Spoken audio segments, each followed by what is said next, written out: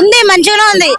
ఆయన కేసీఆర్ ఏమో ఉన్నోళ్ళకి ఇండ్లు ఇచ్చిపోయిండు, గరీబోళ్ళకి అసలు లేదు. మాకు ఇల్లు లేదు, పొలము లేదు, ఏమీ లేదు, ఒక ఇల్లు లేదు, ఏమీ లేదు. ఇట్లా ఫుట్పాత్ మీద అమ్ముకోవాలా బతకవలసి వస్తుంది. ఈయన ఇస్తాడు రాగానే, L2 వాళ్ళకి ఇస్తాడు, చెప్పిండు. ఈయన కూడా ఇస్తలేడు. మా బతుకులు ఏంది, లేనోళ్ళు బతుకులు ఏంది? రోడ్డు మీద బతుకుతున్నాం మేము. పిల్లలు వేసుకొని నెల తిరక ముందే 10,000, 15,000, 8,000, 7,000 కిరాయిలు కట్టాలంటే ఏడుకెళ్ళి కడతాం. ఇందిరమ్మ ఇల్లు ఇస్తామని చెప్తారు కదా, వాళ్ళు అయితే ఇవ్వలేదు కానీ మేమైతే ఇస్తామంటారు సార్. ఎప్పుడు ఇస్తాడు ఈయన? ఇమ్మను, మా సొంటలకి ఇమ్మను, అస్సలు గరీబోళ్ళకి ఇమ్మను, తెలుసా? అసలు గరీబోళ్ళకి ఇమ్మను. పొద్దున్నే లేస్తే 2 గంటలకు లేచి రోడ్డు మీద పడుతున్నాం. బస్సులు దొరకకపోని ఫ్రీ బస్సు పెట్టిను. ఫ్రీ బస్సులో కండక్టర్ తిడతాడు, డ్రైవర్ తిడతాడు. జరగదు ఇట్లా పాకులు ఎత్తుకొని ఎక్కితే ఎంత కష్టం అవుతుంది మాకు చెప్పు. ఆ ఇండ్లు ఇస్తానన్నా ఇండ్లలో పడి ఏదో కష్టం చేసుకొని బతుకుతాం. ఆధార్ కార్డు చెక్ చేసి ఇస్తామన్నారు, ఆధార్ కార్డు చెక్ చేస్తుండ్రా, లాటరీ పెట్టే, లాటరీలో ఉన్న వాళ్ళకే పోయా. మరి ఈయన ఏం చేస్తాడు? ఈయన ఇస్తా అన్నాడు, ఈ నెలలో ఇచ్చిండా? ఇయ్యలేదు. అవన్నీ వదిలేసి గరీబ్ వాళ్ళకి ఇండ్లు ఇమ్మని చాలు, బతుకుతాం. మన ఇల్లు ఉందని ఆయన ఫోటో పెట్టుకొని బతుకుతాం మేము. ఆయన దేవుడు ఆయన అనుకుంటాం, రేవంత్ రెడ్డి. అయితే ఇప్పుడు ఓన్లీ 2 సంవత్సరాలు గడిచింది కదా, ఇంకా 3 సంవత్సరాలు టైం ఉంది, మెల్లమెల్లగా చేస్తా ఉంటారు. మరి కాదు, ఇయ్యాల మా సొంత గరీబ్. అప్పటి వరకు మేము ఉంటామో చేస్తాము బాధలకు, మందు తాగే చేస్తాము, ఉరి పెట్టుకునే చేస్తాము. ఈ బాధలకు తల్లికి పిల్లలు అవుతలేరు, పిల్లలకు కొడుకులు అవుతలేరు, తెలుసా? అంత బాధ అవుతుంది. ఇప్పుడు ఇది గ్యాస్ సిలిండర్ పైన 500 సబ్సిడీ ఇస్తున్నాము, 200 యూనిట్లు ఉన్న వాళ్ళకు 0 బిల్ ఇస్తున్నాం అంటారు. వస్తున్నాయి మరి అవైతే? మాకైతే కిరాయికి ఉంటాం, మాకు ఏది లేదు, కిరాయికే ఉంటాం. నెల తిరక ముందు 800. కొడుకు, కోడలు, 3 పిల్లలు, నేను, మా ఆయన పనే చేయడు. కోడలు చిన్న పిల్లలు ఇంట్లో ఉంటారు. నా కొడుకు నేను చేసుకోలే. నా కొడుకు అడగి పోతే పొద్దున్న నుంచి రాత్రి 12 గంటలకు పోతే 1000, 1200 కూడా రావు. నేను ఇట్లా పడి ఇట్లా ఏడుస్తున్నాం మేము. చెప్పు, పబ్లిక్ మొత్తం చాలా మంది ఉన్నారు. అందరినీ ఆధార్ కార్డు చెక్ చేసి అన్ని సాయం చేయాల రేవంత్ రెడ్డి అన్న. ఎందుకేసి గెలిపించుకున్నాం మేము? ఆయన వస్తే మాకు ఇస్తాడు అనుకున్నాం. కాంగ్రెస్ వస్తే ఈయన కూడా ఇట్లనే చేస్తే ఎట్లా చెప్పు? నేను 2 సార్లు ప్రజా దర్బార్లు ఇచ్చిన, ప్రజావాణిలు ఇచ్చొచ్చిన, ఇల్లు లేదని. నాకు కలెక్టర్ ఆఫీస్ నుంచి లెటర్ వచ్చింది, నీకు ఇల్లు వస్తుందని. ఇంతవరకు ఏది లేదు, తెలుసా? నేను ఏడవై అడగాలి మరి? అసెంబ్లీకి పోవాలనా, ఆయన ఇంటికి పోవాలనా? ఎక్కడ పోయి అడగమంటారు చెప్పండి? అక్కడ పోయి అడుగుతా. అంటే మామూలుగా ప్రజాపాలన దరఖాస్తులు అని చెప్పారు, మళ్ళీ ఒకసారి సర్వే అని చేసిర్రు, తర్వాత గ్రామ స్థాయిలో వాళ్ళు తీసుకుంటారు కదా డీటెయిల్స్. తీసుకుంటలేరు. వచ్చిందని చెప్పిండు, ఎంతమందికని ఇస్తాడు? ఉన్న వాళ్ళందరికీ ఫోటోలు తిప్పుకున్నావు, సొంత మిల్లులకు తిప్పుకున్నావు, సొంత మిల్లులకు తీసుకున్నావు, అందరికి తీసుకున్నావు. ఎవరికి ఇస్తున్నావు చెప్పు? మాకు ఇస్తున్నావా? అస్సలు గరీబ్ వాళ్ళకి ఇమ్మను. ఏ ఊర్లో గాని, ఇక్కడ గాని, హైదరాబాద్ లో గాని, ఊర్లో గాని పొలాలు, ఇల్లు లేని వాళ్ళకు ఇల్లు సాయం చేయాలి ఆయన, ఇయ్యాల ఆయన. అది ఆయన పింఛను పెంచిస్తున్నారు కదా, మరి పెంచిన ఏడిచ్చిండు? పింఛన్ 2000 ఇస్తుండు, ఇంకేమి ఇస్తుండు చెప్పు? వస్తున్నాయా బరాబర్?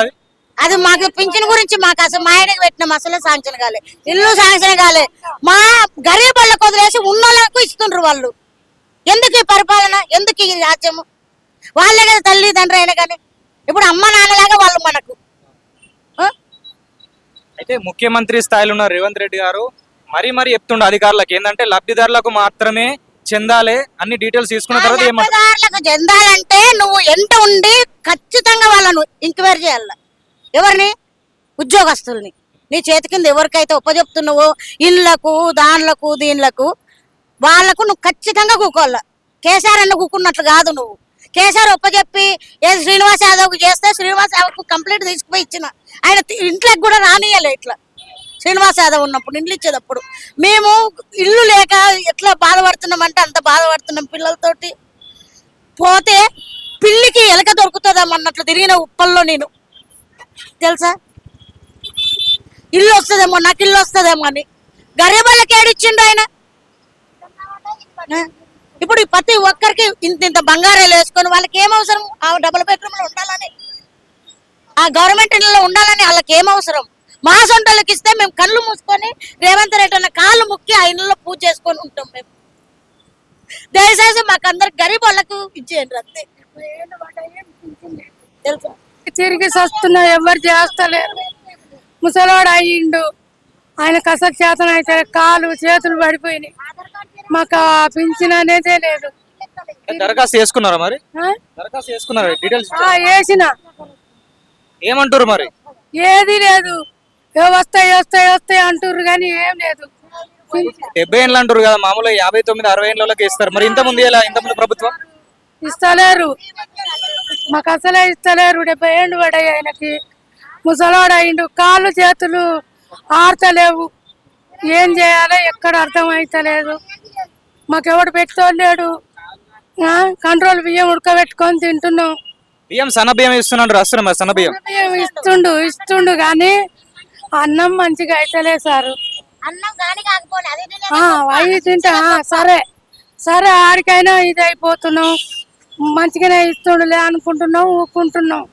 కానీ పింఛన్ లేదయ్యా. ఇప్పుడు దగ్గర 60 ఏళ్ళ నుంచి తిరుగుతున్నా, నాకు ఎవడు పింఛన్ చేస్తలేడు. మా ఆయనకి బండి నడపలేకపోతున్నాడు, చేయి పడిపోయింది, కాలు పడిపోయింది. ఎన్టీఆర్ నగర్లో ఉంటాం. ఆయనను గెలిపించింది ఏమిటికి చెప్పు?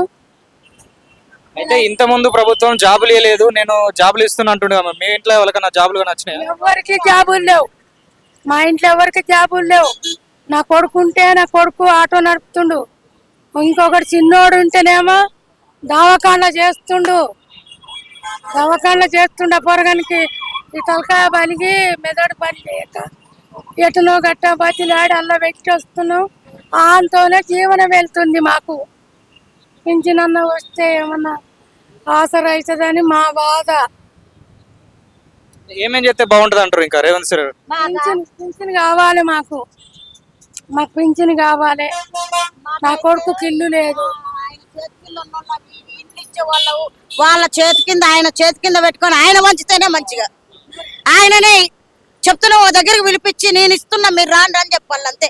అస్సలు గరీబ్ వాళ్ళకి ఇవ్వాలి, ఏం లేని వాళ్ళకైనా అదొకటి దయచేసి దండం పెడుతున్నాం మేము అంతే.